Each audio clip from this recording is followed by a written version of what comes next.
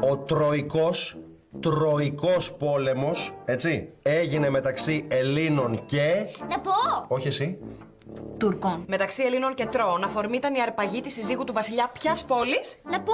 Όχι εσύ. Της πόλης... Πέρσι το καλοκαίρι μας έπιασε λάστιχο στη μέση της νύχτας. Της Σπάρτης. Πας καλά, μες στα μούτρα μου. Εγώ τι κάνω, καφέ πίνω. Έλα, συνέχισε. Το όνομα αυτού του βασιλιά είναι... Να πω! Όχι εσύ. Αυτός ήταν ο βασιλιάς... Ο παππούς. Ο βασιλιάς Βαγγέλης. Ο άλλος. Ο βασιλιάς Μενέλαος. Μπράβο, Σάντρα μου, μπράβο. Τι. Πας καλά, Σάβα μου. Είχε ένα ολόκληρο Σαββατοκυριακό για να μάθει 2 σελίδες και δεν τις ξέρει. Πώς δεν τις ξέρει ρε αγάπη μου, μια χαρά τα ξέρει το κορίτσι. Συνέχισε. Λοιπόν, όπως είπαμε, αφορμή ήταν η αρπαγή της ωραίας. Να πω! Όχι εσύ. Της ωραίας... Ξανθιά μεσημέρι στον Α.